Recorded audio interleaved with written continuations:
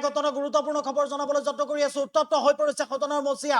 হিন্দু মুছলমান প্ৰসংগক লৈ উত্তপ্ত হৈ পৰিছে বিধানসভাৰ সদনৰ মজিয়া।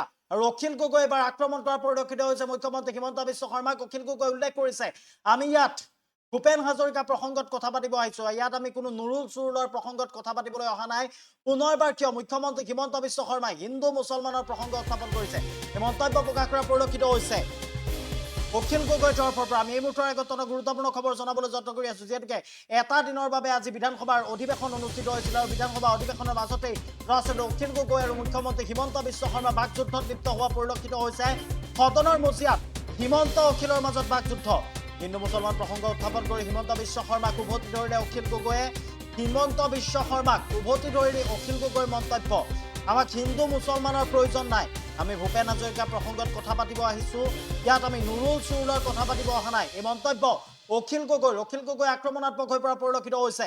পবিত্ৰ বিধানসভাৰ আজিৰ দিনটোত কেইবাটাও গুৰুত্বপূৰ্ণ সিদ্ধান্ত গ্ৰহণ কৰাৰ কথা আছিল। বিশেষকৈ ডিব্ৰুগড় যি বিমানবন্দৰ উদাকণ্ঠ ভূপেন হাজৰিকাৰ নামত নামাকৰণ কৰাৰ কথা আছিল। আৰু তাৰপিছতে দৰাচলতে মুখ্যমন্ত্ৰী হিমন্ত বিশ্ব শৰ্মাই ভাষণ প্ৰসংগত হিন্দু মুছলমানৰ কথা উল্লেখ কৰা পৰিলক্ষিত হৈছিল। আৰু তৎক্ষণাত দৰাচলতে উভতি ধৰা পৰিলক্ষিত হ'ল ৰাইজৰ দলৰ সভাপতি তথা শিৱসাগৰ সমষ্টিৰ বিধায়ক অখিল গগৈৰ তৰফৰ পৰা।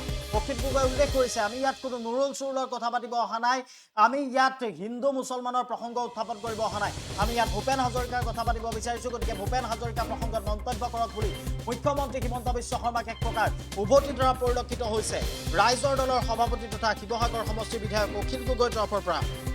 আমি এই মুহূৰ্তৰ এক অত্যন্ত গুৰুত্বপূৰ্ণ খবৰ জনাবলৈ যত্ন কৰি আছো। সদনৰ মজিয়াত হিমন্ত অখিলৰ মাজত বাকযুদ্ধ। হিন্দু মুছলমান প্ৰসংগ উত্থাপন কৰি হিমন্ত বিশ্ব শৰ্মাক উভতি ধৰিলে অখিল গগৈয়ে। হিমন্ত বিশ্ব শৰ্মাক উভতি ধৰি অখিল গগৈৰ মন্তব্য, আমাক হিন্দু মুছলমান প্ৰয়োজন নাই, আমি ভূপেন হাজৰিকা প্ৰসংগত কথা পাতিব আহিছো।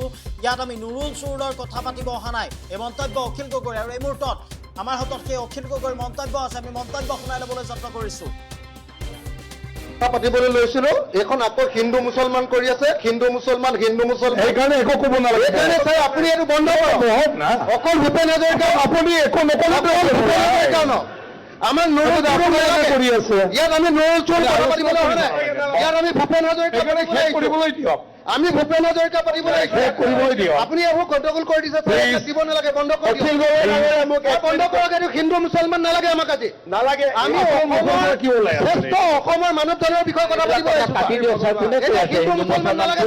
আমাৰ তোমাৰ এইবিলাক ক'ব নালাগে ছাৰ, নাগৰিকৰ কথা পাতক প্লিজ। আজি হাউচত মই এইকাৰণে অলপ চলাই আছিলো, মোৰ এটা ৰিজন আছিলে। হাউচত আজি এটা ঐক্যমত হ'ল যে ট্ৰাইবেল বেল্ট ব্লক গঠন হোৱাৰ আগৰ মানুহখিনি থাকিব আৰু ট্ৰাইবেল বেল্ট এণ্ড ব্লকত প্ৰটেক্টেড মানুহখিনি থাকিব। সেই হয়, এইটো ৰেকৰ্ড হৈ গ'ল।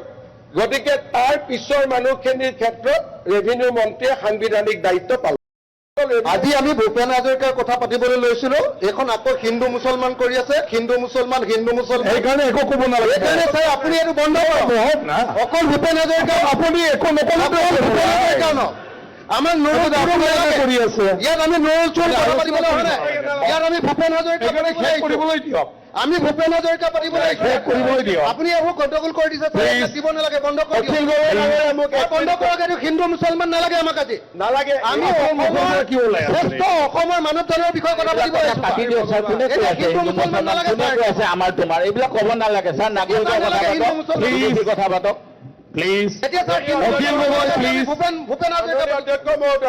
আজি হাউচত মই এইকাৰণে অলপ চলাই আছিলো, মোৰ এটা ৰিজন আছিলে। হাউচত আজি এটা ঐক্যমত হ'ল যে ট্ৰাইবেল বেল্ট ব্লক গঠন হোৱাৰ আগৰ মানুহখিনি থাকিব আৰু ট্ৰাইবেল বেল্ট এণ্ড ব্লকত প্ৰটেক্টেড মানুহখিনি থাকিব। সেই হয়, এইটো ৰেকৰ্ড হৈ গ'ল। গতিকে তাৰ পিছৰ মানুহখিনিৰ ক্ষেত্ৰত ৰেভিনিউ মন্ত্ৰীয়ে যিকোনো খবৰৰ বাবে যোগাযোগ কৰক 7099017330 লগতে 7099017110 নম্বৰত।